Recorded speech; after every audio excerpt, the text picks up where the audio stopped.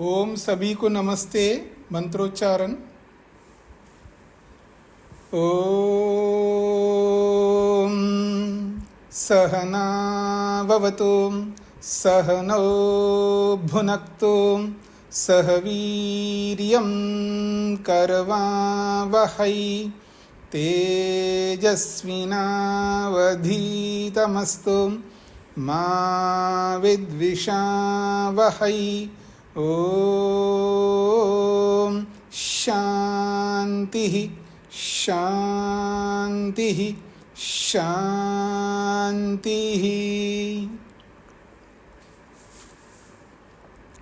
वैशेषिक दर्शन की कक्षा संख्या 63 है। 5वें अध्याय के दूसरे आहनिक को लेकर के चर्चा हो रही है। कर्मों की चर्चा हो रही है। मनुष्यों के कर्मों को पहले आहनिक में बता करके दूसरे आहनिक में जड़ पदार्थों के कर्मों को बताया जा रहा है। 8वें सूत्र तक हमने विचार किया है। पृष्ठ संख्या 174 है। जलों का जमना और पिघलना किस कारण से होता है, ये 8वें सूत्र में बताया गया था। तो तेज के संयोग से ही, अग्नि के संयोग से ही जमना या पिघलना, ये दोनों अग्नि संयोग से ही होते हैं। तो इसका हम मान लीजिएगा, ठीक है, विज्ञान को समझने वाले तो समझते हैं। आज जो विज्ञान है बहुत डेवलप्ड है, लेकिन मान लीजिएगा जो विज्ञान नहीं जानता, हर कोई जानता नहीं है, तो उसको भी समझाना हमें आना चाहिए। तो कैसे मैं मानूं कि अग्नि के संयोग से जल जमता है और अग्नि के संयोग से ही पिघलता है, इसका हेतु दे रहे हैं अगले सूत्र में। सूत्र संख्या 9 है। अपाम विलयने तु प्रत्यक्षम तेज संयोग कारण। जलों का पिघलना प्रत्यक्ष है कि अग्नि के संयोग से पिघलता है, ये सभी जानते हैं। बर्फ को ऐसे रख दीजिएगा बाहर, अपने आप पिघल जाएगा। गर्मी है इसलिए पिघल जाती है। तो गर्मी से, अग्नि से पिघलता है जमा हुआ पानी, ये तो सबको पता है। परंतु करकादि रूपेण संघाते संहनने कर्मणि तेज संयोग कारणमिति कथम जायते। करकादि रूपेण, ओले के रूप में, बर्फ के रूप में जो संघात होता है अर्थात जमता है, उसी को खोला है संहनने, इकट्ठा होने में, जमने में। यानी जमना रूपी जो कर्म होता है उस कर्म में, संघाते संहनने कर्मणि, जमने रूपी कर्म में तेजा संयोग कारण, अग्नि का संयोग कारण आपने बताया है। कथम ज्यायते, कैसे जाना जाएगा। अत्र उच्यते, इसका समाधान दिया जा रहा है। तत्र विस्फुर्जथुः लिंगम, तत्र विस्फुर्जथुः लिंगम, बस ये कारण है। विस्फुर्जतु जो है यही वास्तव में कारण है।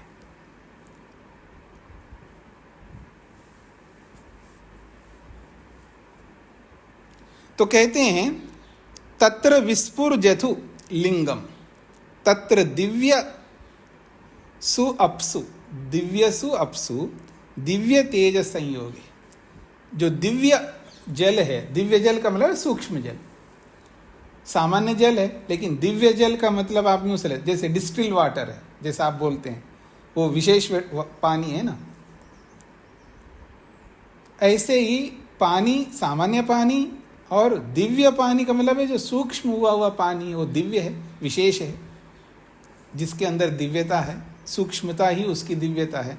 तो दिव्यसु अपसु, तो सूक्ष्म जलों में दिव्य तेज संयोगे, सूक्ष्म अग्नि का संयोग वहाँ पर होने पर, वृष्टि प्रतिबंधक रूपेण, और जो दिव्य जो तेज है, सूक्ष्म जो अग्नि है, वो किस रूप में है वहां पर पानी में?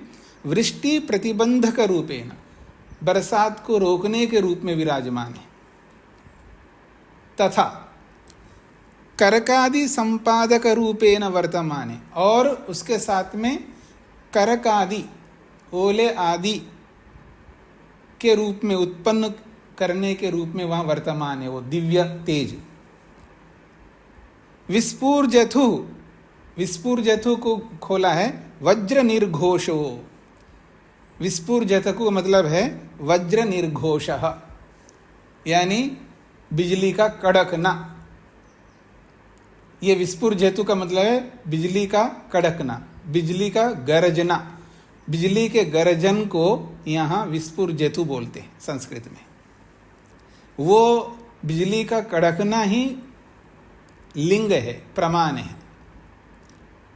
ये तो ही क्योंकि विद्युत प्रकाशः पूर्वम दृश्यते, ये तो सभी को पता है हमको। जब बिजली कड़कती है, गर्जना होती है, तो विद्युत प्रकाशः पूर्वम दृश्यते, पहले विद्युत का प्रकाश दिखाई देता है। पुनर्वज्र निर्घोषा, उसके बाद में गरज सुनाई देता है। तत्कालम ही करका अवपतंती, और उसी समय जो है ये करक यानी ओले अवपतंती, गिरते हैं। तद अंतर्हितम तेजो बहिर्निस्सारणानंतर, उस जल के अंदर, जो दिव्य जल में से जो तेज, ये जो अग्नि है, विद्युत है, विद्युत रूपी जो अग्नि है, बहिर्निस्सारण अनंतरम, जब बिजली बाहर निकलती है तब करक विच्छिन्नत्वम संपद्यते, फिर वहां पर बर्फ जो है टूट जाते हैं, फिर गिर जाते हैं जमीन पर। अगर उस दिव्य जल में, सूक्ष्म जल में बिजली नहीं होती तो कहां से चमकी है जी? कहां से चमकी हो? आपको समझ में आ रहा है जी?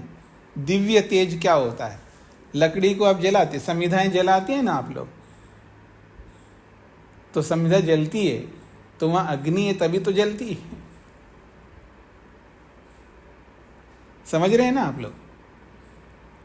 तो यही कहना चाह रहे, ये जो बिजली का गरजना ही प्रमाण है कि वहां पर सूक्ष्म अग्नि उस बादलों में विद्यमान है, और उसी कारण से जमता है पानी। अच्छा, केवल मैं ही ऐसा कह रहा हूं?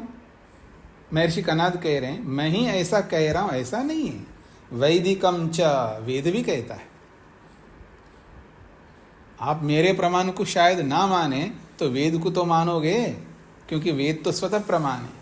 वैदिकम च अथच तत्र, अथच और एक बात है, तत्र इस संबंध में वैदिकम च, वेद भी एक प्रमाण है।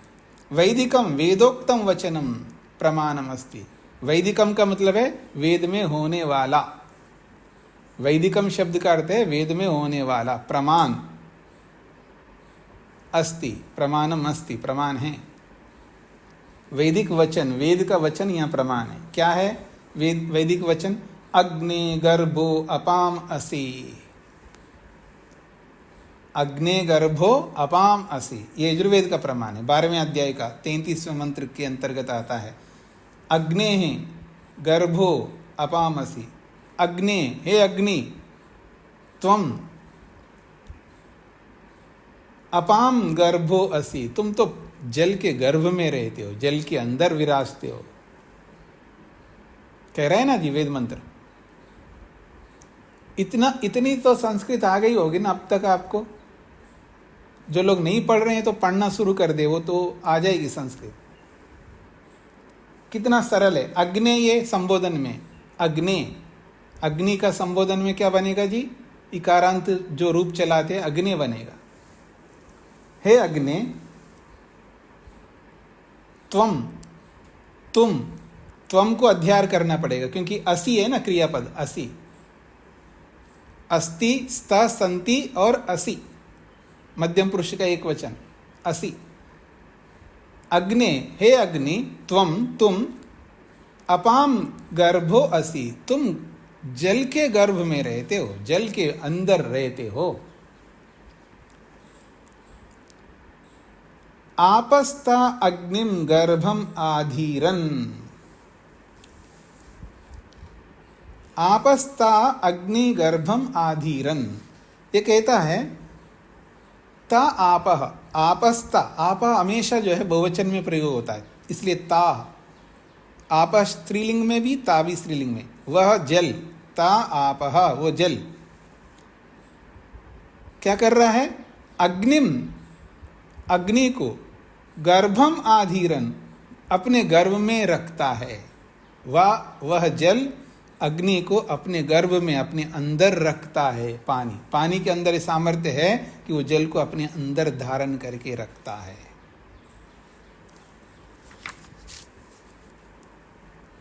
हाँ जी, स्पष्ट हो गए जी।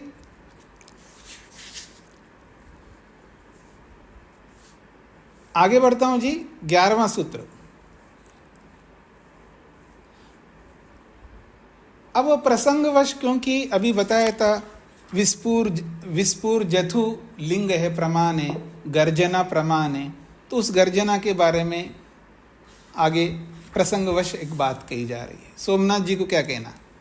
स्वामी जी नमस्ते जी। तो अगर बिजली इसका गर्भ में रहता है अग्नि, तो हमेशा तो गर्जना चाहिए, हमेशा गर्जना चाहिए। वो कभी कभी गरजता है। हाँ, तो ऐसे गर्जना कब होता है पता है आपको? जब बरसात का मौसम आता है तो मानसून आते हैं, जब मानसून आती, इधर के मानसून उधर के मानसून आकर के टकराते, तभी तो गर्जना होगी। जब अग्नि हमेशा नहीं, देखिए इसी का तो उत्तर दे रहा हूं मैं, आप उत्तर को नहीं समझ पा रहे हैं। बादल तो हमेशा रहते हैं, लेकिन ये गर्जना कब होती है थी? जब मानसून आते हैं, जब बादल आते हैं, बरसने के लायक बन जाते हैं, बरसात ऋतु आती है, तभी तो गरजता है। जब बरसात की ऋतु नहीं आती है तो क्यों गरजेंगे वो? सोमनाथ जी पकड़ में आया? बरसात ऋतु में तो पूरा जब बारिश का पहले वो गरजता है, और बाकी तो हमेशा तो गरजता नहीं, बरसात ऋतु पूरा। अरे फिर वही बता रहा हूं ना मैं, आप उत्तर नहीं समझ रहे हैं। आपके शरीर में बिजली है, आपके शरीर में अग्नि है, तो क्यों नहीं जलती है? ये कोई उत्तर है कि जलाओगे तो पता लग जाएगा जलती है नहीं जलती है, जलता नहीं जलता शरीर। लकड़ी में अग्नि है, और अग्नि है तो जलना चाहिए ना, क्यों जलेगा जी? जलने का कारण लाओ ना आप, लकड़ी के जलने के कारण लाओगे तभी तो लकड़ी जलेगी ना। तो ऐसे ही हमेशा क्यों गरजेगा बादल? जब गरजने का अवसर आता है, कब आता है गरजने का अवसर? बरसात में। भगवान बरसात में ऐसा, वर्षा ऋतु में ऐसा व्यवस्था करता है कि बादल बरसात के लिए योग्य बन जाते, फिर वो आ जाते हैं, नीचे आ जाते हैं बरसने के लिए, तब एक दूसरे के साथ टकराते हैं, तब बिजली तब गर्जना होती है।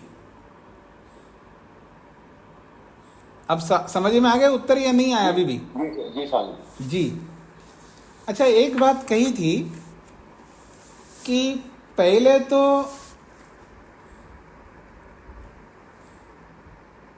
विद्युत दिखाई देता है हमको, विद्युत चमकता है ना जब, तो पहले विद्युत दिखाई देता, बाद में शब्द सुनाई देता। आप में से कोई बताएंगे ऐसा क्यों होता है? तो विद्युत पहले उसका गति ये शब्द से आगे होता है। हाँ, मतलब बिजली की जो गति है वो तो बहुत जबरदस्त है, वेग उसका तो 1 मिनट में तो 3 लाख किलोमीटर चलता है ना लगभग। 1 सेकंड में 3 लाख किलोमीटर जिसकी गति हो तो पहले विद्युत आएगी हमको, और शब्द तो बहुत आराम से चलता है। खैर, हाँ जी, तो अभी हाथ खड़े हुए जो ये इस उत्तर को बताने के लिए है या किसी और कोई प्रश्न है? राजगोपाल जी।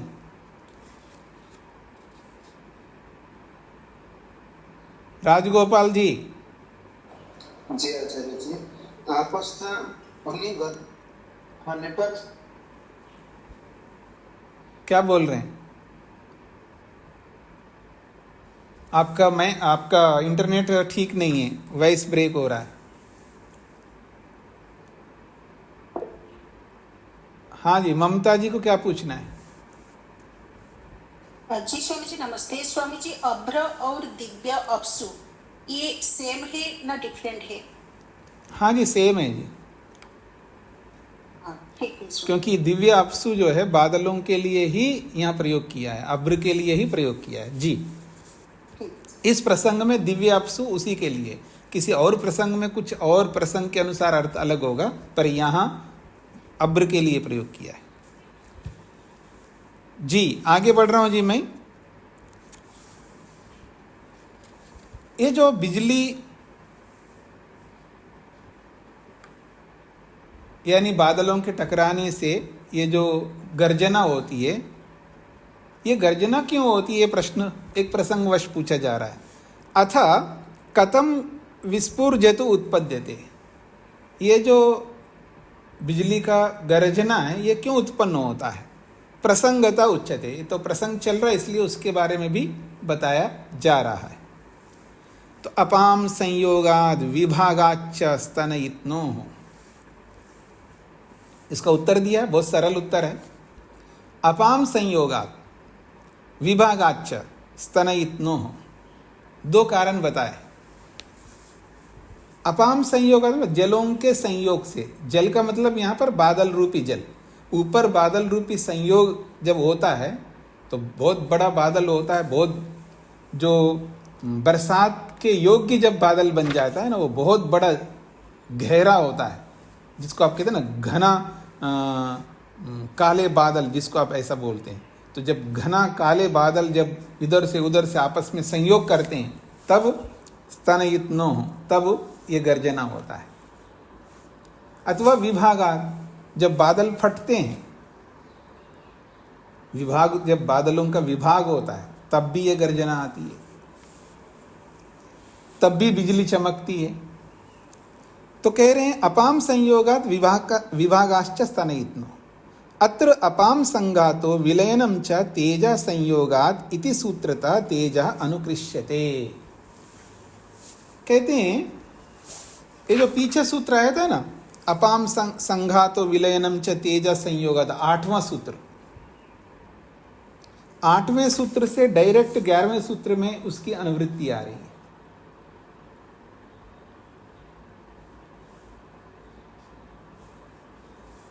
आप में से जो भाषा विज्ञान को जानते हो, व्याकरण पढ़े हो, तो उनको पता रहता है ये अनुवृत्ति जो चलती है वो कई प्रकार से अनुवृत्ति चलती है। ऊपर से नीचे की ओर भी आती है और नीचे से ऊपर की ओर भी जाती है, दो हो गए। और तीसरा ये है कि ऊपर से नीचे वाले में भी आ सकती है, लेकिन कई चीज़ों को छोड़ करके, अभी यहाँ सूत्र चल रहे तो कई सूत्रों को लांग करके आगे भी जा सकती है, बीच में कुछ सूत्रों में नहीं जाएगी उसकी अनुवृत्ति। इसको मंडूक प्लुत गति कहते हैं, मेंढक की तरह उछलना। जैसे मेंढक जो है ना, ऐसे एक एक पांव आगे नहीं रखता है ना, ऐसे उछल करके जाता है, बीच में बहुत सारा स्पेस खाली रहता है, फिर अगले स्पेस में जाकर के वो लैंड करता है मेंढक। तो उसको कहते हैं मंडूक प्लुत गति, यानी जैसे मेंढक उछल करके आगे जाता है, वैसे ही ये जो तेजा जो अनुवृत्ति है 8वें सूत्र से, 8वें सूत्र में जो तेजा संयोग, तेजा जो है ये मंडूक प्लुत गति से यहाँ पर आया है। यानी 8वां सूत्र है तो 9, 10 को छोड़ करके, 2 सूत्रों को छोड़ करके 11वें सूत्र में इसकी अनुवृत्ति आई। यहाँ तो 2 ही सूत्रों को छोड़ करके, व्याकरण में तो पता नहीं 50 सूत्रों को छोड़ करके आगे लांग करके जाता है। खैर, तो कह रहे हैं अत्र अपाम संघातो विलयनम च तेज संयोगात, ये जो सूत्र है 8वां सूत्र, इस सूत्र से तेजः अनुकृष्यते, उस सूत्र से तेजा को यहाँ पर जोड़ा जाता है। अनुकृष्यते का मतलब है उसको यहाँ इस सूत्र में जोड़ा जाता है। तच्च, और ये जो तेजा है संयोग विभाग यो यथाक्रम, सूत्र में जो संयोग और विभाग 2 चीजें ना, संयोगात विभागात, तो इस सूत्र में संयोग विभाग यो यथाक्रमम, संयोग और विभाग इन दोनों के साथ यथाक्रमम क्रम से जुड़ता है। अपाम इति शब्देन, अपाम शब्द के साथ, और स्तनयित्नो, स्तनयित्नो इस शब्द के साथ अभिसंबध्यते जुड़ता है। संयोग विभाग यो यथाक्रमम, संयोग और विभाग के साथ, यानी संयोग अपाम संयोगात और अपाम स्तनयित्नो, नहीं, संयोग विभाग यथाक्रम, संयोग और विभाग इन दोनों के साथ, अपाम इति शब्देन, अपाम शब्द के साथ, स्तनयित्नो इति शब्देन, स्तनयित्नो इस शब्द के साथ अभिसंबद्धते, ये तेजा शब्द जुड़ जाता है। जब जुड़ जाएगा तो कैसा अर्थ बनेगा? तथा कृत्व अर्थ योजना, ऐसा जोड़ करके, तथा कृत्व अर्थ योजना का मतलब ऐसा इस तेज को उन शब्दों के साथ जोड़ करके अर्थ योजना, अर्थ ऐसा बनेगा। खलु ईदृशी, वो इस प्रकार की होती है अर्थ की योजना। कैसे? अपाम संयोगात, इसका अर्थ है तेजसा सह अपाम संयोगात, ऐसा अर्थ निकलेगा। तेज शब्द जुड़ जाएगा इसके साथ, जुड़ करके क्या बनेगा? तेजसा सह अपाम संयोगात, जुड़ गए ना जी, अपाम के साथ और संयोग के साथ तेज शब्द जुड़ गया, तो तेजसा सह अपाम संयोगात, इसका अर्थ होगा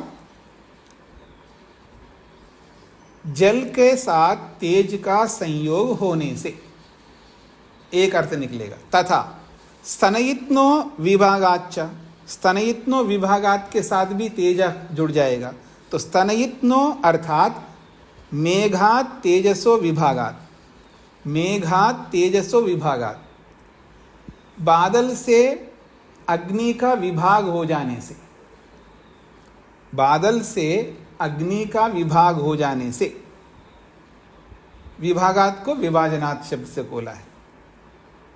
तो जल का अग्नि के साथ संयोग हो जाने से, जल के साथ अग्नि का संयोग हो जाने से गर्जना होती है, और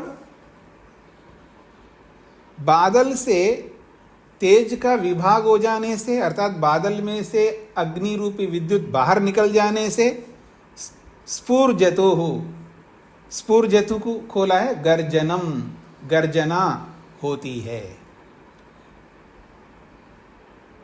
तो जल के साथ तेज का संयोग हो जाने से और बादल से अग्नि का विभाग हो जाने से ये गर्जना होती है, दो प्रकार से होती है। सबको समझ में आ गए जी? अब आगे बढ़ता हूं जी, सूत्र संख्या 12। हाँ जी, शकुंतला जी। हाँ, नमस्ते स्वामी जी। जी, स्तनयित्नो का अर्थ थोड़ा स्पष्ट कर दीजिए। स्तनयित्नो, देखिए स्तनयित्नो जो है, इसको कई बार स्तनयित्नो का अर्थ बादल भी लेते हैं, कई बार स्तनयित्नो का अर्थ गर्जना को भी लेते हैं। तो यहाँ स्तनयित्नो अर्थात मेघात, ऐसा अर्थ किया इन्होंने, अर्थात स्तनयित्नो बराबर मेघ, और कहीं कहीं स्तनयित्नो बराबर गर्जना, ये भी लेते हैं। जी हाँ जी, आगे बढ़ता हूँ जी मैं। 12वां सूत्र। पृथिव्याम कर्म अपाम कर्म च विधाय क्रम प्राप्तम तेजा कर्म वायु कर्म च व्याचष्टे। पृथ्वी के कर्म को, अपाम कर्म च और जल के कर्म को विधाया बता करके, उसका विधान करके या उसको बता करके, क्रम प्राप्तम, क्रम प्राप्त, तेजा कर्म वायु कर्म च, अग्नि का और वायु का, इन दोनों के कर्म को लेकर के भी व्याचष्टे बताते हैं। पृथ्वी कर्म न तेज कर्म वायु कर्म च व्याख्यातम, बहुत सरल ढंग से बता दिया है। पृथ्वी कर्म न, पृथ्वी के कर्म के अनुसार अग्नि का और वायु का कर्म होता है, उसकी व्याख्या हो गई है, ऐसा जान लेना चाहिए। तेज कर्म वायु कर्म च पृथ्वी कर्म न व्याख्यातम्। अतितपनम, अतितपनम बहुत अधिक तपना, दिग्दाहादिकम तेजः कर्म, तेजः कर्म अग्नि का कर्म क्या है जी? अधिक तपना, ये तेज का कर्म है, अधिक तपना। जैसे गर्मियों में बहुत अधिक तपता, ये उसका अग्नि का कर्म है। और दिग्दाहादि कर्मम, किसी भी दिशा में अधिक, किसी दिशा में अधिक तपता है, किसी दिशा में कम तपता है। जहाँ आप डेजर्ट में जाइए, मरुस्थल में जाइएगा, वहाँ अधिक तपेगा, ज़्यादा आपको लगेगा। किसी दिशा में दिग्दाहादिकम, अलग अलग दिशाओं में तपना, अधिक जब तपना, ये तेज का कर्म है।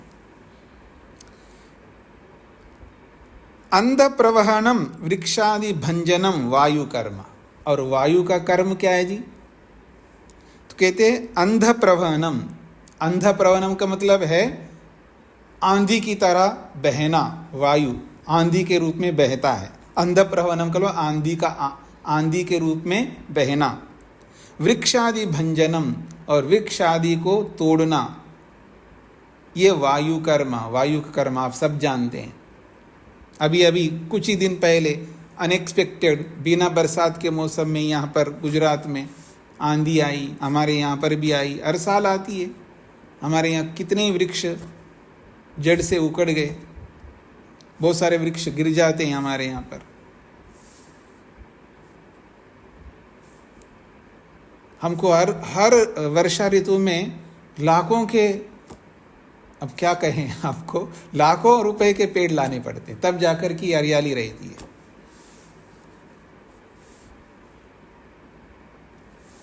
हाँ जी, ये वायु का कर्म है कि आंधी का आना, वृक्ष आदि को तोड़ना। पृथ्वी कर्मना, अर्थात पृथ्वी कर्म हेतुना तुल्यम व्याख्यातम, जैसे पृथ्वी के कर्म को जिस हेतु से बताया गया था, जिस हेतु से पृथ्वी का कर्म पीछे बताया था, उसी हेतु के अनुसार यहाँ पर भी, चाहे वो अग्नि का कर्म हो, चाहे वो वायु कर्म हो, उसकी भी व्याख्यातम, व्याख्या की गई है, ऐसा वेदितव्यम, जान लेना चाहिए। थोड़ा सा स्पष्ट कर रहे हैं। नोधन अभिघातात् संयुक्त संयोगात् केषांचित पदार्थानां प्रतोदन प्रहारात् तत्संयुक्तानां संयोगात्। कहते नोधन अभिघातात्, जो बाहर का बल होता है ना, बाहर के दबाव से, नोदन अभिघात का मतलब बाहर के बल रूपी, या बाहर के, अभिघात का मतलब है दबाव, धक्का जिसको आप बोलते हैं। तो बाह्य बल के आघात से, अभिघात से, दबाव से वायु में भी कर्म होता है और अग्नि में भी कर्म होता है। संयुक्त संयोगात, संयुक्त संयोग से, अर्थात संयोगज संयोग से भी ये सब कर्म होते हैं। इसी को और स्पष्ट शब्दों में खोल रहे हैं, नोदन अभिघाता संयुक्त संयोगात को, केषांचित पदार्थानां प्रतोदन प्रहारात, किन्हीं पदार्थों का, किन्हीं वस्तुओं का जब बल, किन्हीं वस्तुओं के बल का प्रतोदन होता है, अर्थात प्रहार होता है, धक्का लगता है, उससे भी इनमें कर्म होते हैं। और तत्संयुक्तानां संयोगात्, और जो पदार्थ संयुक्त हैं फिर तीसरे के साथ जब संयोग होता है तो संयुक्तानां संयोगात्, संयुक्तों के संयोग से, अर्थात संयोगज से संयोग से भी ये कर्म होते हैं। ये तो बाह्य बलों के कारण से। तथा दूसरा कारण बता रहे, अदृष्टात्, अदृष्ट के कारण से। अदृष्ट का अर्थ दो बताए थे आपको, एक तो हमारे धर्माधर्म को अदृष्ट कहते हैं, और किसी भी वस्तु की अपनी शक्ति को, अपने स्वभाव को भी अदृष्ट कहते हैं। तो कहते हैं अदृष्टात्, अर्थात तद्गत शक्ति विशेषादपि, उस वस्तु में विद्यमान शक्ति से भी ये सब वायु में, तेज में कर्म होता है। तच्च अग्रिमे सूत्रे कथयति आचार्य, ये कैसे होता है इसको अगले 13वें सूत्र में आचार्य स्वयं कहते हैं। हाँ जी शकुंतला जी। नमस्ते स्वामी जी। जी, यहाँ पर नोदन और प्रतोदन एक ही बात है, एक ही एक ही है। अर्थ। हाँ, पीछे वही बताए थे ना, नोदन कहो प्रतोदन कहो, हाँ, एक ही अर्थ है। जी। जी जी। वो कैसे होता है 13वें सूत्र में, इसको थोड़ा विस्तार से बता रहे हैं मधु जी। स्वामी जी नमस्ते। जी। स्वामी जी पृथ्वी कर्मणा स्पष्ट नहीं हुआ मुझे।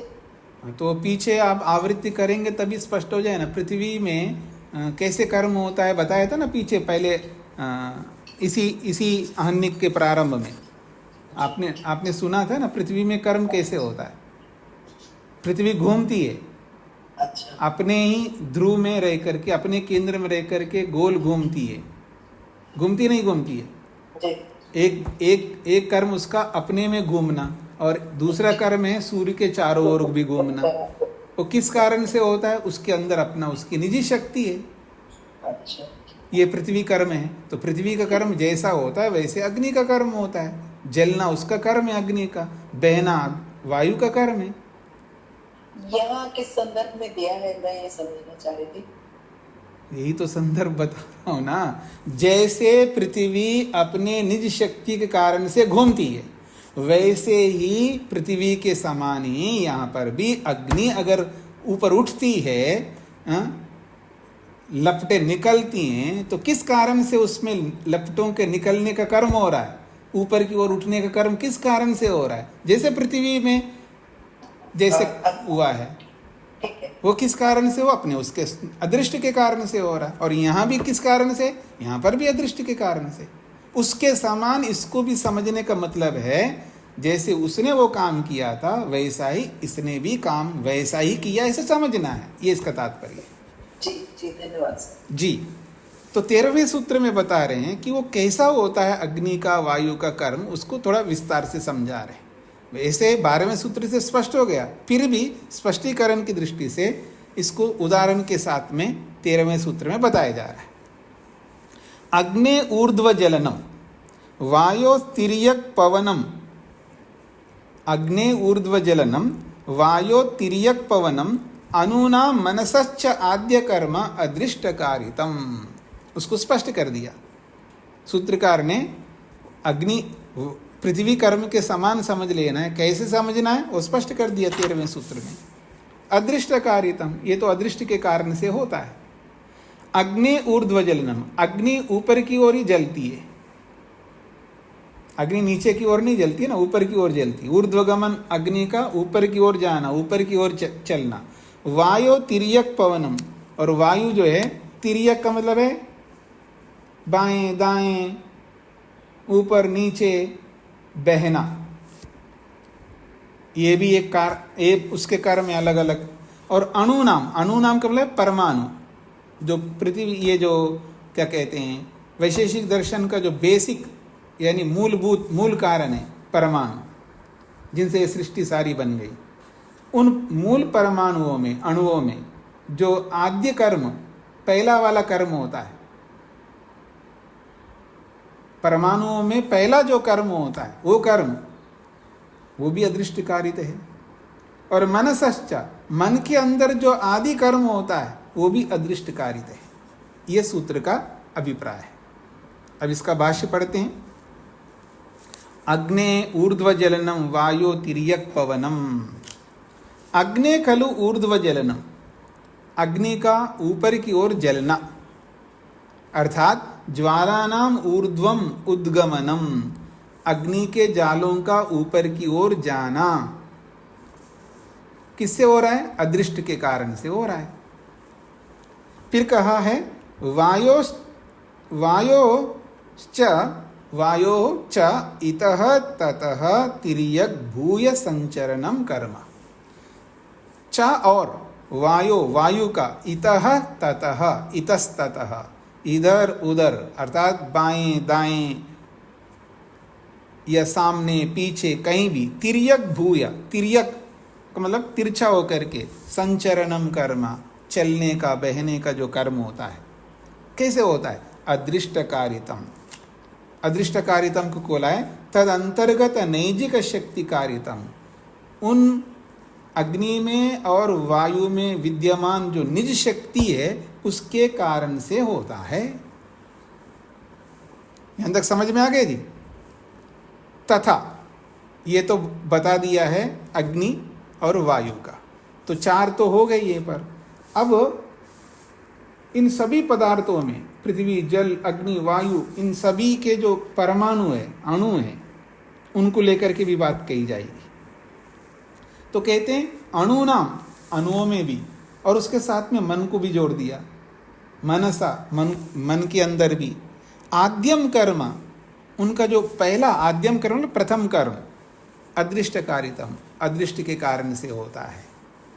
अणूनाम अर्थात सूक्ष्मानाम पृथिव्यादि परमाणुनाम, स्पष्ट कर दिया भाष्यकार ने।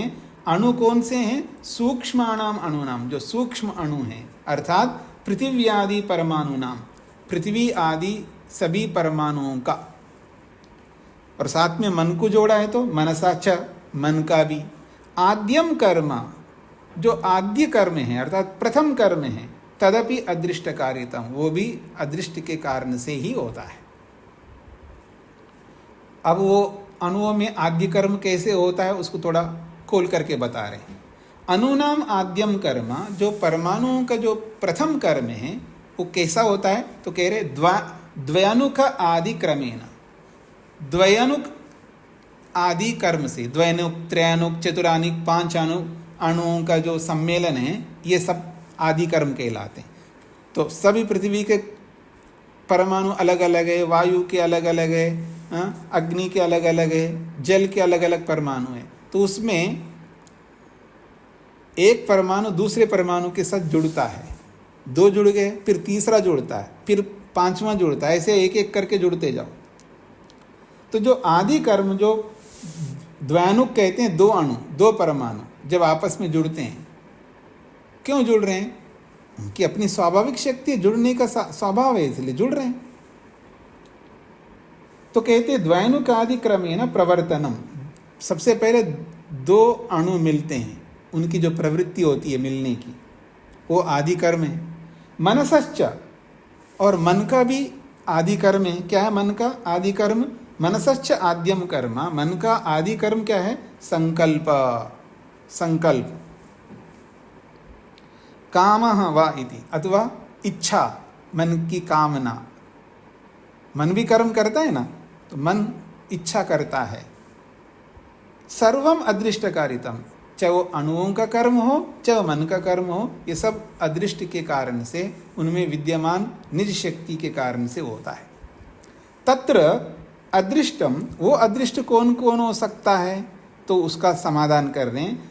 तत्र अदृष्टम ईश्वर शक्ति आद्य परमाणु कर्मणि, ईश्वर की भी शक्ति लगती है वहाँ पर, ईश्वर भी निमित्त बनता है। अपने आप परमाणु थोड़ा जुड़ेंगे, जुड़ने का स्वभाव है, जुड़ने का स्वभाव है, लेकिन जब तक परमात्मा अपनी शक्ति से उनको प्रेरित नहीं करेगा, उनको प्रेरणा नहीं करेगा, तो वो नहीं जुड़ सकते। तो एक तो उनकी निज शक्ति भी है परमाणुओं की, और ईश्वर की शक्ति भी है, प्रेरणा रूपी शक्ति। आद्य परमाणु कर्मणि, आदि परमाणुओं में जो कर्म होता है, ईश्वर की प्रेरणा भी एक कारण है। तथा आद्य मनसा कर्मणि, और आदि मन के जो कर्म होते हैं, आद्य मन के कर्मों में, तो खलु अदृष्टम ईश्वर शक्ति जीवात्मा शक्तिश्च, यहाँ पर भी मन के जो आदि कर्म में ईश्वर की शक्ति, ईश्वर की प्रेरणा भी है। मन को इस तरह बना के उसको इस तरह काम करने की प्रेरणा दी है। और जीवात्मा शक्ति, जीवात्मा की भी शक्ति, उसकी भी प्रेरणा लगती है, उसके बिना मन काम ही नहीं कर सकता। तो ईश्वर भी वहाँ प्रेरक है और मन भी प्रेरक है, और मन स्वयं उस तरह का काम करने का शक्ति भी रखता है मन। तो ये 3 कारण हो गए, मन के संबंध में 3 कारण और अणुओं के संबंध में 2 कारण, एक उसकी अपनी निज शक्ति और ईश्वर की प्रेरणा। ये बात स्पष्ट हो गई जी सभी को? आगे बढ़ता हूं। हाँ जी, कौन है? नाम कुछ? नमस्ते। हाँ जी, कौन बोल रहे हैं जी? नमस्ते, मेरा नाम आदित्य है। आदित्य जी, अच्छा जी। तो क्योंकि आपकी वो क्या कहते हैं, कौन सी भाषा है आपकी? मैं बांग्लादेशी हूँ। हाँ, बांग्ला। अच्छा बंगला, बंगला में लिखा हुआ रहा है, ठीक है ठीक है। हाँ बोलिए। आचार्य जी, मेरा प्रश्न था कि सत्यार्थ प्रकाश में जो महर्षि ने जो बोला कि परमाणु सबसे सूक्ष्मतम कण है और उसके तोड़ने के बाद कुछ नहीं आता, लेकिन वर्तमान विज्ञान कहता है कि परमाणु को तोड़ने पर भी जो 3 पदार्थ आते हैं, इलेक्ट्रॉन, प्रोटॉन, न्यूट्रॉन, तो इसका क्या व्याख्या हो सकती है? आपने क्या बोला है, दोबारा बोलिए। स्वामी दयानंद सरस्वती जी ने? हाँ, महर्षि जी ने सत्यार्थ प्रकाश में कहा है कि जो सबसे सूक्ष्मतम मतलब सबसे छोटा कण है वो परमाणु है जी। लेकिन वर्तमान विज्ञान कहता है कि परमाणु को भी तोड़ने पर इलेक्ट्रॉन, प्रोटॉन और न्यूट्रॉन मिलता है, तो इसका क्या व्याख्या होगी? इसकी व्याख्या समझने की बात है। वो एक बात कह रहे हैं कि जो सबसे सूक्ष्म है परमाणु, तो वो परमाणु सबसे सूक्ष्म एक बेस बना करके बोला जा रहा है कि सबसे छोटा क्या होता है, वो परमाणु। बस ये बताने का बेस ये है। और वैज्ञानिक लोगों ने जो इलेक्ट्रॉन, न्यूट्रॉन, परमाणु को भी तोड़ा है और इलेक्ट्रॉन, न्यूट्रॉन तक पहुंच गए, फिर उसको भी तोड़ा है, क्वार्क्स तक पहुंच गए, फिर उसको भी तोड़ा है, फिर आगे पहुंचा है, अभी भी आगे वो जा रहे हैं, अभी भी वो अंत नहीं पाए वो लोग।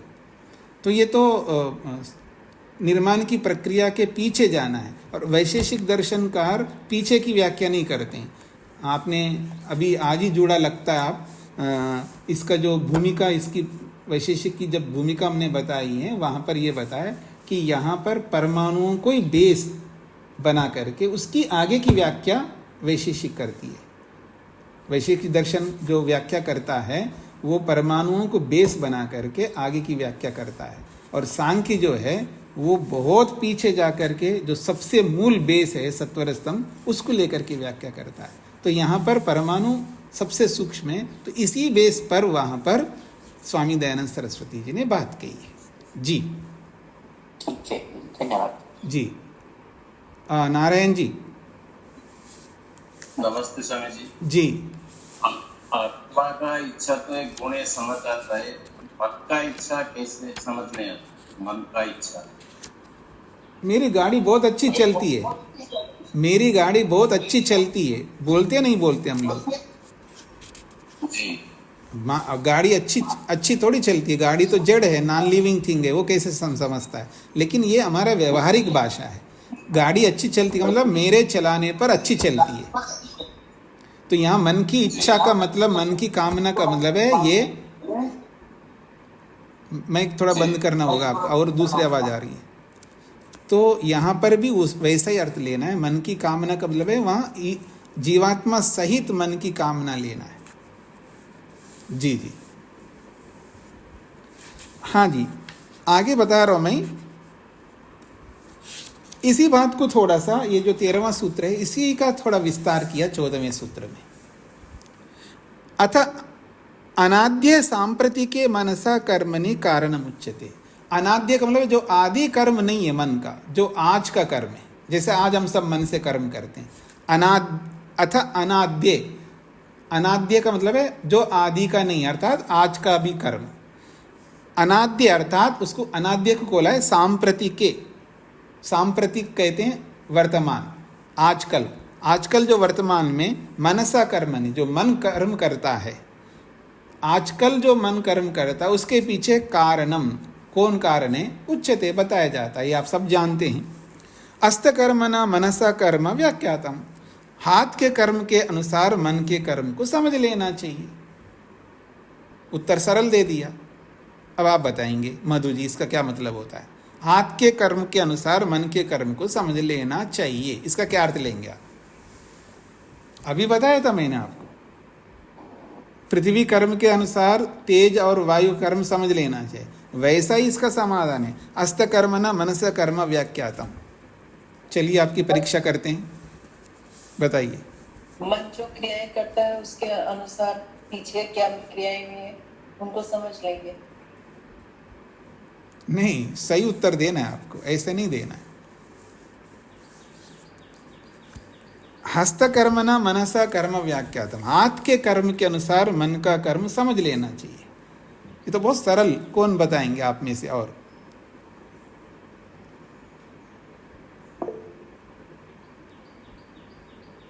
उमा जी तो हमेशा तैयार रहती है, जो तैयार नहीं उनसे पूछ लेते हैं, वो क्यों नहीं बता रहे हैं? योगेश जी बताइए। स्वामी जी, मन का सहयोग इंद्रिय से होने के कारण जो कर्म होता है, तो आत्मा का मन के साथ सहयोग होने से कर्म हो जाता है। तो बीच में मन को लाके फिर आत्मा को जोड़ रहे हो? सीधा ये बोलो ना, आत्मा के सहयोग से मन, मन के सहयोग से आत्मा, ऐसा बोलो ना। ठीक है, तो ये सरल है। मधु जी समझ में आ गया? हाथ का कर्म, आप हाथ ऊपर कैसे उठाते हैं? आप आत्मा का संयोग है वहाँ पर, मन का संयोग है वहाँ पर, तब इंद्री अस्तेंद्रिय रूपी हाथ से आप, अस्तेंद्रिय से आप हाथ को ऊपर कर रहे हो। तो जैसे हाथ का कर्म होता है वैसे मन का कर्म होता है। हाथ का कर्म होने के पीछे आधार है आत्मा, और मन के कर्म के पीछे आधार है आत्मा। तो दोनों सूत्रों में 13वें और 14वें अंतर क्या है? वो आदि कर्म के लिए तो ईश्वर भी कारण है और आत्मा भी कारण है, और आज जो कर्म है यहाँ ईश्वर सीधा कारण नहीं है, यहाँ सीधा हम कारण है। ये बताने के लिए 14वां सूत्र है। तो कहते हैं अस्तकर्मणा मनसा कर्म व्याख्यातम, हाथ के कर्म के अनुसार मन का कर्म समझ लेना चाहिए। मनसा कर्म अस्तकर्मणा व्याख्यातम, मनसा सांप्रतिकम कर्म, मन का तो आजकल का जो कर्म हो रहा है वो तो अस्तकर्मणा व्याख्यातम वेदितव्यम, हाथ के कर्म के अनुसार व्याख्या की गई है ऐसा वेदितव्यम जानना चाहिए। यथा, अब उदाहरण से समझा रहे हैं, अस्तकर्म मुसलोत्थापने भवति, हाथ का कर्म जो है, जो पीछे बताया था, मुसल के उठाने में होता है हाथ का कर्म। क्योंकि मुसल को ऊपर उठा रहे तो हाथ से मुसल को पकड़ेंगे, कूटने वाला, धान आदि को कूटने वाला जो साधन है, लकड़ी, मोटा सा लकड़ी, मोटी लकड़ी, उसको मूसल कहते हैं। तो मूसल को ऊपर उठाएंगे तो हाथ लगाना पड़ेगा, उसके बिना मूसल को कैसे ऊपर उठाएंगे? तो अस्तकर्म मूसलोत्थापने, मूसल को ऊपर उठाने में हाथ का कर्म हो रहा है। और ये हाथ का कर्म कैसे हो रहा है? प्रयत्नवद आत्म संयोगेना, प्रयत्नवान आत्मा के संयोग के कारण से हो रहा है। प्रयत्नवान आत्मा का संयोग के कारण से वो हाथ का कर्म हो रहा है। तो प्रयत्नवान आत्मा का संयोग है, फिर उस संयोग से मन का भी संयोग है, यानी आत्मा मन के साथ, मन अस्तेंद्रिय के साथ, तब जाकर के ये हाथ का कर्म होता है। और ये आत्म प्रयत्नवद आत्म संयोग है ना, प्रयत्नवान आत्म संयोग, और ये प्रयत्नवान आत्म संयोग क्या कारण बन रहा है? असमवायी कारण है ना, आत्मा का जो संयोग है असमवायी कारण है।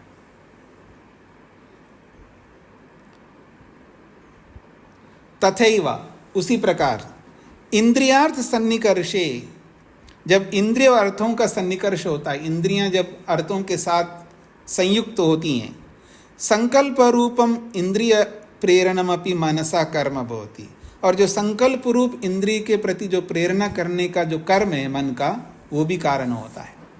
यानी इंद्रियां जब अर्थों के साथ संयुक्त होती हैं, और इंद्रियां अर्थों के साथ संयुक्त होने के पीछे कारण, इंद्रियां अर्थों के साथ जब सन्निकृष्ट होती है, सन्निकर्ष समझ रहे ना, संयुक्त होना, जुड़ना, इंद्रियां जब अर्थों के साथ जुड़ जाती है, वो कब? संकल्प रूपम इंद्रिय प्रेरणम, संकल्प रूपी इंद्रिय का प्रेरणा है वह। मनसा कर्म, ये मन का कर्म है। इंद्रिय रूपम संकल्प रूपम इंद्रिय प्रेरणम अपि, संकल्प रूप इंद्रिय को प्रेरित करना रूपी जो कर्म है वो मन का ही कर्म है। वो मन ही प्रेरित करता है इंद्रिय को, तब जाकर के वो कर्म होता है। तो आजकल जीवात्मा कारण होता है, मन कारण होता है, और आदि कर्म के पीछे परमात्मा भी कारण होता है। एक बार आदि कर्म करके परमात्मा छोड़ देता, तू जा ले, तू जी ले अपनी जिंदगी को, ऐसा। ठीक है जी। अब ये जो 15वां सूत्र है, यहाँ से कुछ विशेष बातें आ रही हैं, तो इसको हम लोग कल से पढ़ेंगे। आज इतना ही रखते हैं। किसी कोई प्रश्न पूछना हो तो आप पूछ सकते हो। वो हाँ जी बिंदिनी जी। स्वामी जी नमस्ते जी आदि कर्म मन का क्या होता है? आदि कर्म मन का क्या होता है? जी अभी बताया था ना, जब जीवात्मा के साथ शरीर मन इंद्रियां सब जोड़ता है परमात्मा, तो परमात्मा मन को संयोग करता है ना कि अब तू संकल्प करने का, तू अब जुड़ो आत्मा के साथ। फिर आत्मा जो है वो मन को प्रेरित करेगा किसी इंद्रिय के साथ जुड़ने के लिए। प्रारंभ में पहला कर्म जब होगा, वो काम दे दिया गया है परमात्मा के द्वारा, फिर मन का आदि काम क्या है? फिर वही बात है, परमात्मा ने तो मन को प्रेरित किया, तो मन भी तो पहली बार कर्म करना शुरू करेगा ना। अभी पहली बार कर रहा है मन, अभी पहली बार नहीं करना, बहुत सारे कर्म कर चुका है। तो जब पहला काम शुरू होगा मन का, वो जो कितना जन्मों से भी होता होगा, फिर वही बात, जितने भी जन्मों से होगा, जब पहली बार सृष्टि उत्पन्न होती है, जब सृष्टि उत्पन्न होने के बाद में मन नया आता है ना, तब सृष्टि उत्पत्ति में, तो जब वो पहला कर्म जब करता है उसके बारे में चर्चा की है। अच्छा जी जी जी कर ले। मतलब चालू सृष्टि की बात नहीं हो रही, जब सृष्टि नई बनी है तब जब पहली बार मन आत्मा के साथ जुड़ा है, तब पहला मन कर्म करता है। मन तो एक उदाहरण है, मन का पहला कर्म, बुद्धि का पहला कर्म, अहंकार का पहला कर्म, ठीक है ना, बाकी सबका पहला कर्म है। तो मन तो एक उदाहरण है, क्योंकि यहाँ पर 9 द्रव्यों में मन ही है ना, बाकी तो नहीं बताया, इसलिए मन मुख्य है यहाँ पर। जी मन के साथ सब जुड़ जाएंगे। हाँ जी शकुंतला जी। नमस्ते स्वामी जी। जी मन पहली बार जो संकल्प का कर्म करता है जी, तो उसमें ईश्वर की प्रेरणा होती है जी ऐसे हुआ ना। हाँ जी। और अब वर्तमान में भी जब हम हमारा मन संकल्प करता है जी, तो उसमें क्या ईश्वर की प्रेरणा नहीं होती? अभी वो एक बार प्रेरणा दे चुका है, वो काम कर रहा है, वो एक व्यवस्था बना दी है, वो काम कर रहा है। तो परंपरा से देखिए, परंपरा से तो हमेशा रहेगा प्रेरक, लेकिन एक बार काम चालू करवाने के पीछे, जैसे पिता जो है बच्चे को काम शुरू करवाता है, तो पहला शुरू करवा रहा है, उसके बाद बच्चा करता जा रहा है। अब वो जब तक कर्म करता रहेगा बच्चा, वो कृपा पिता की बनी रहेगी, मेरे पिता के कारण से मैं काम कर रहा हूँ। ऐसे ईश्वर के कारण से भी मन काम कर रहा है, ऐसा समझ लीजिएगा। हाँ जी आदित्य जी। हाँ गुरुजी, आप भविष्य में कभी मीमांसा दर्शन का प्रवचन करेंगे? हाँ जी नहीं, अभी मीमांसा का प्रवचन चल रहा है, हमारे मित्र कर रहे हैं, मुनि सत्यजीत जी। जब हमारा ये प्रसंग चल रहा है, पहले वैशेषिक को पूरा करेंगे, उसके बाद वेदांत को पूरा करेंगे, फिर उसके बाद क्रम आएगा मीमांसा का। ठीक है, हम लोग आचार्य जी बेंगोली में जो प्रदर्शन है उसका अनुवाद करें, आप आशीर्वाद दीजिएगा। जरूर जी, पूरा आपको आशीर्वाद रहेगा जी, बहुत बढ़िया है, करिएगा जी जी। तो इसको यहीं पर विराम देता हूँ जी मैं। ओम शांति शांति शांति।